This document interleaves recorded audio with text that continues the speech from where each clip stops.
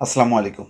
অনেকদিন পর আবার সেই পুরনো একটি তথ্য, আম গুরুত্বপূর্ণ তথ্য যে যখন শেখ হাসিনা পদত্যাগ করতে রাজি হচ্ছিলেন না বা দেশ ছাড়তে রাজি হচ্ছিলেন না, তখন তার পরিবারের সদস্যরা কি করেছিলেন?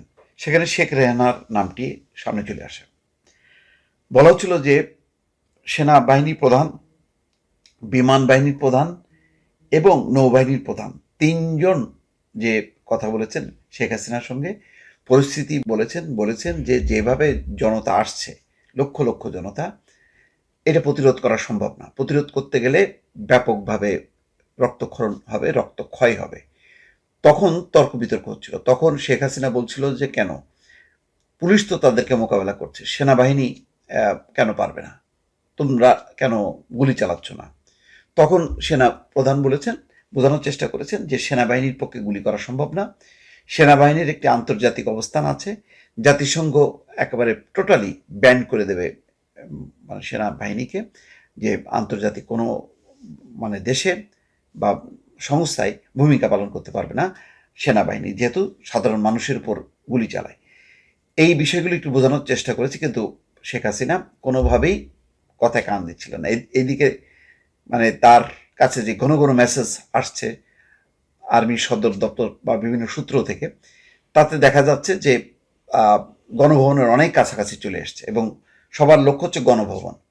বিষয়টি বলার চেষ্টা করার পরেও শেখ হাসিনা অনড় থাকেন এবং তিনি পদত্যাগ করতে রাজি হচ্ছিলেন না।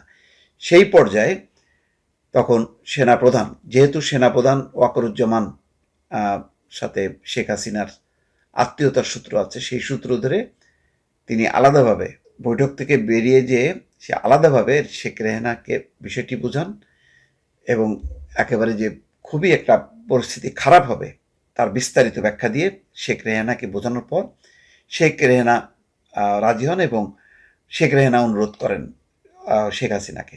তাতেও কাজ হচ্ছিল না, তাতেও তিনি রাজি হননি। পরে শেখ রেহানা কৌশলে আবার বের হয়ে যান এবং তখন জয় এবং পুতুল দুইজনকেই পরিস্থিতিটা বোঝান। তখন ছেলে মেয়ে দুইজন যখন কি খুব সিরিয়াসলি শেখ হাসিনাকে ধরেন, তখন শেখ হাসিনা নমনীয় হন। তারপরেও তিনি ভাষণ দেবেন, এইসব করতে করতে মানে জনতা অনেকখানি কাছে চলে এসছে। পরে সেই ভাষণটাও দেওয়া সম্ভব হয়নি। এমনকি তিনি যে আনুষ্ঠানিকভাবে আসলে পদত্যাগপত্র লিখে দেবেন, সেই অবস্থাটা হয়নি। এই অবস্থায় তিনি দেশ ত্যাগ করেন। এই ছিল কাহিনী। কিন্তু এটা জানা যায়নি যে পদত্যাগ করতে ৫ই আগস্ট শেখ হাসিনার পা ধরেছিলেন শেখ রেহানা। তাহলে পরিস্থিতি হয়তো পারিবারিক আবহে তেমনই ছিল যে শেখ হাসিনা যখন নাকি মানছিল না, তখন শেখ রেহানা তার পা জড়ায় ধরে বলছে হয়তো যে আপা, পরিস্থিতি খুবই খারাপ, তুমি রাজি হও। তেমনটা আজকে প্রকাশ পেয়েছে চিফ প্রসিকিউটরের মুখ থেকে। এখানে খবরে বলা হচ্ছে যে ছাত্র জনতার গণঅভ্যুত্থানে গত ৫ই আগস্ট প্রধানমন্ত্রীর পদ থেকে পদত্যাগ করে শেখ হাসিনা ভারতে পালিয়ে যান। তবে পদত্যাগের আগে শক্ত হাতে ছাত্র আন্দোলনকে দমন করতে চেয়েছিলেন। সবকিছু নিয়ন্ত্রণের বাইরে চলে গেলেও তিনি ক্ষমতার মসনদ ছাড়তে রাজি হচ্ছিলেন না। এক পর্যায়ে পদত্যাগ করতে ৫ই আগস্ট গণভবনে শেখ হাসিনার পা ধরেছিলেন শেখ রেহানা। রোববার আন্তর্জাতিক অপরাধ ট্রাইব্যুনালের এক তদন্ত প্রতিবেদনে এই তথ্য তুলে ধরেছেন চিফ প্রসিকিউটর তাজুল ইসলাম।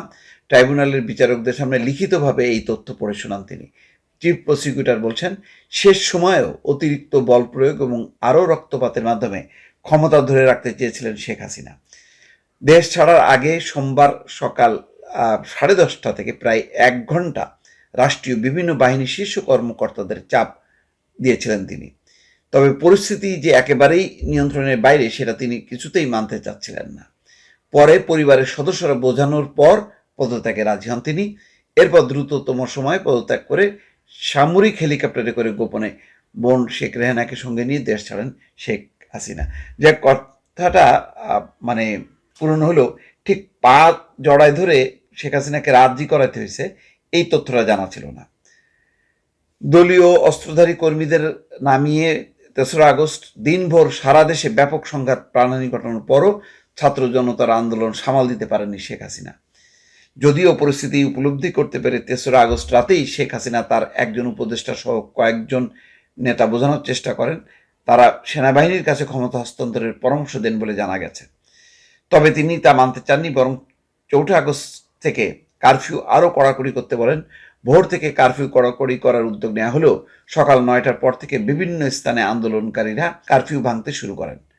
১০টা নাগাদ ঢাকার বিভিন্ন স্থানে জমায়েত বড় হতে থাকে। এই সময় চিফ প্রসিকিউটর ট্রাইব্যুনালকে বলেন ওবায়দুল কাদের, সালমান এফ রহমান, আনিসুল হক, আসাদুজ্জামান খান কামাল তাকে পদত্যাগ করতে না করেছিলেন। অর্থাৎ এই লোকগুলি বলছে যে শেখ হাসিনা যে কোনোভাবেই পদত্যাগ করবেন না। ৫ই আগস্ট সকাল 10:30টার দিকে ৩ বাহিনীর প্রধান এবং পুলিশের মহাপরিদর্শককে প্রধানমন্ত্রীর বাসভবন গণভবনে ডাকা হয়। নিরাপত্তা বাহিনী কেন পরিস্থিতি সামাল দিতে পারছে না সেটার জন্য ক্ষোভ প্রকাশ করেন। আন্দোলনকারীরা আইন শৃঙ্খলা রক্ষাকারী বাহিনীর সাজোয়া যানে উঠে লাল রং দিয়ে দিচ্ছেন, সামরিক যানে পর্যন্ত উঠে পড়ছেন। এরপরও কেন তারা কঠোর হচ্ছেন না, এই নিয়েও ক্ষোভ প্রকাশ করেন তিনি। এছাড়া বিশ্বাস করে এই কর্মকর্তাদের শীর্ষ পদে বসিয়েছেন সেটাও তিনি উল্লেখ করেন।